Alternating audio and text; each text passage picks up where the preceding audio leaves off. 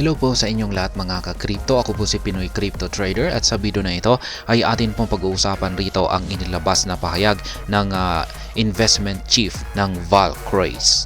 Yan, ayon po sa kanya ay pagkatapos daw po ng Bitcoin approval, yan, Bitcoin ETF approval ay susunod naman daw po itong XRP ETF.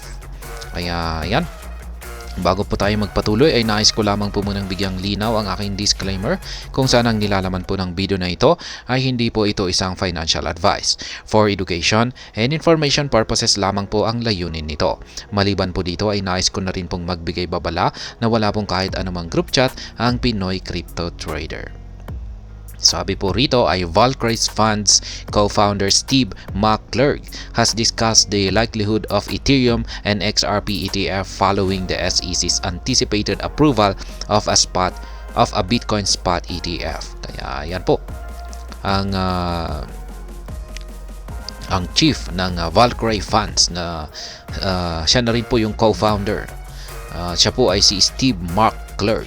At sinabi po niya na pagkatapos daw po ng approval ng spot Bitcoin ETF ay siguradong susunod naman daw po ang Ethereum, ayan, ang XRP ETF. Ayan. In a recent Bloomberg interview, Valcraze Funds co-founder and chief investment officer Steve McClurg hinted at the possibility of the approval of Ethereum or XRP exchange-traded funds following the anticipated launch of Bitcoin spot ETF. So it wouldn't surprise me if we saw Ripple or Ethereum spot ETF out there, he said. Kaya yan, hindi raw po siya masusurpresa kung ang susunod na lalabas pagkatapos po ng Bitcoin spot ETF ay ang Ethereum o ang XRP ETF. This prediction comes in the wake of the US Securities and Exchange Commission likely giving the green light for Valcraze Bitcoin ETF, with trading expected to commence as early as Thursday. Kaya yan, may green light na po kay sa Bitcoin ETF ng Valcraze. Yan, ibig sabihin ay yan, mukhang approve na ang Bitcoin ETF ni Valcraze. At pwede na pong mag-trade dito ngayong Thursday. Ayan.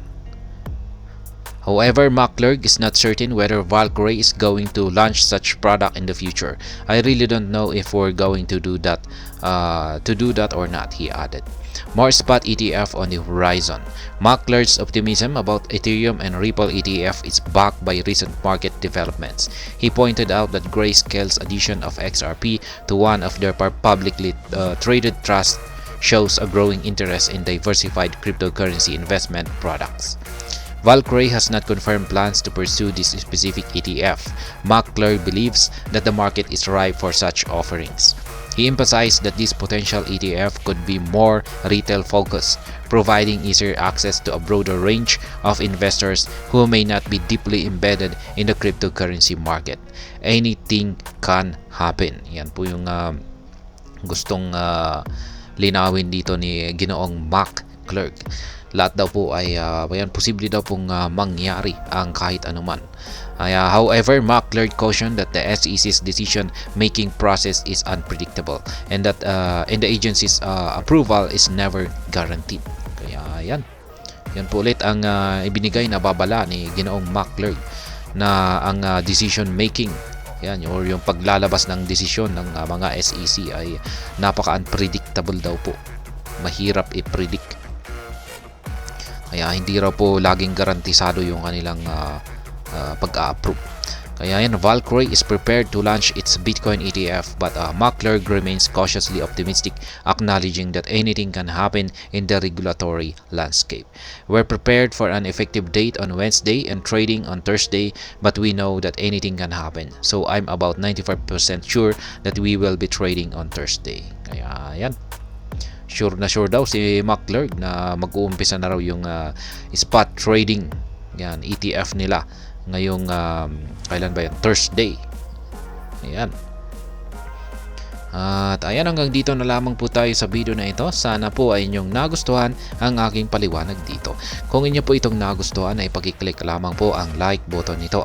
Para naman po sa mga bago lamang dito, kayo po ay aking inaanyayahan para mag-subscribe. Pag-click na rin po ang bell icon nito dahil ito po ang siyang magsisilbing notification nito sa mga bago kong videos na akin pong ina-upload sa aking YouTube channel na ito.